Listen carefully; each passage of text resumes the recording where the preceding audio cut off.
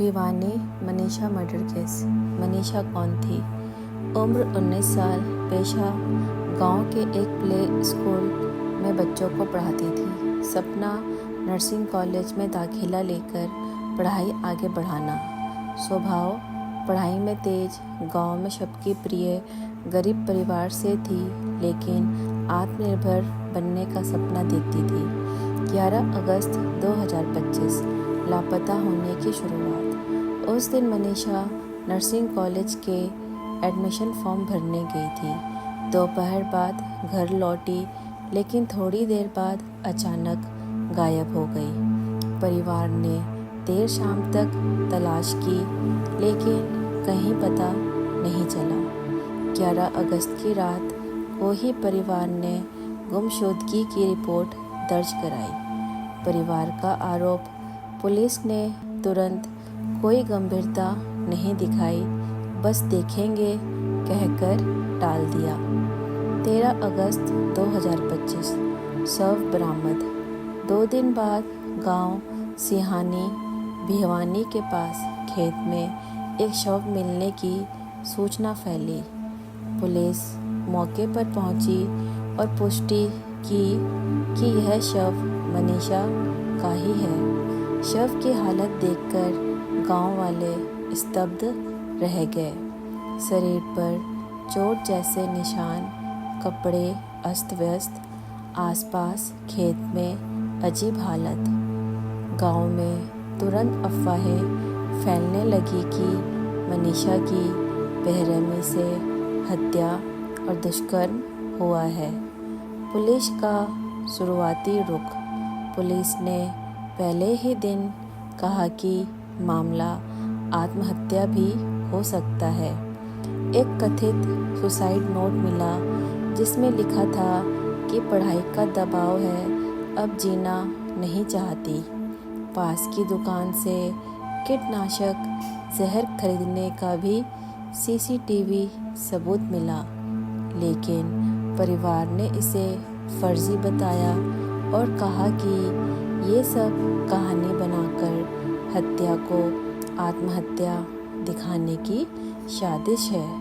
Postmortem report में उलझन। पहला पोस्टमार्टम 13 अगस्त भिवानी। रिपोर्ट साफ नहीं थी, बस इतना कहा गया कि मौत जहर से हो सकती है। कुछ चोट के निशान भी दर्ज किए गए। दूसरा पोस्टमार्टम 14 अगस्त रोहतक पीजीआई। इसमें भी जहर मिलने की पुष्टि हुई।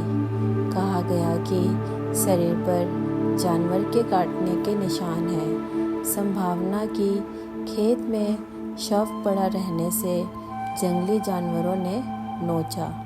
यौन शोषण, रेप की कोई पुष्टि नहीं। इस विरोधाभास से लोगों का गुस्सा और बढ़ गया। परिवार और गांव वालों का आक्रोश। परिवार ने साफ कहा, यह हत्या है, पुलिस बचा रही है। शव का अंतिम संस्कार करने से इनकार कर दिया। गांव वालों ने धरना, रोड जाम और प्रदर्शन शुरू कर दिया। भिवानी, चरखी, दादरी हाईवे जाम। महिलाओं ने चक्का जाम किया। सोशल मीडिया पर जस्टिस फॉर मनीषा ट्रेंड करने लगा। हजारों लोग सड़कों पर उतर आए। पूरे भिवानी और आसपास के जिलों में मामला गर्म हो गया। राजनीति और प्रशासन पर दबाव।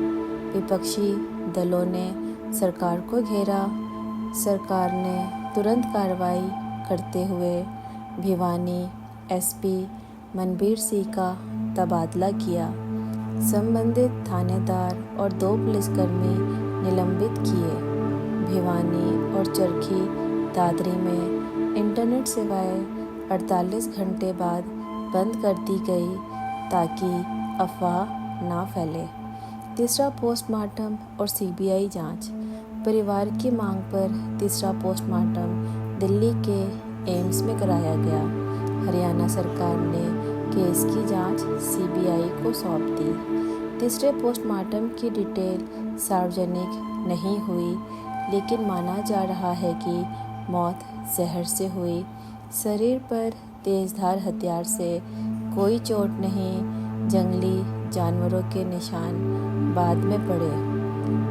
अब असली राज सीबीआई की जांच ही खोलेगी, यह हत्या थी या आत्महत्या। Lawrence Bishnoi connection.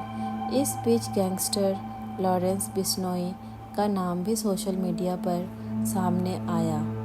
उसके गैंग ने पोस्ट डालकर कहा कि मनीषा केस में उनकी नज़र है। इससे मामला और भी पेचीदा हो गया और जांच का दायरा बढ़ा। 21 अगस्त 9 दिन के बाद अंतिम संस्कार। लगातार धरने और बातचीत के बाद 9 दिन तक शव रखने के बाद 21 अगस्त को मनीषा का अंतिम संस्कार किया गया। छोटे भाई ने मुखाग्नि दी। हजारों लोग मौजूद रहे। पूरा गांव रो पड़ा। लेकिन गांव वालों ने साफ कहा, लड़ाई अभी खत्म नहीं। असली न्याय तब मिलेगा जब दोषी सजा पाएंगे।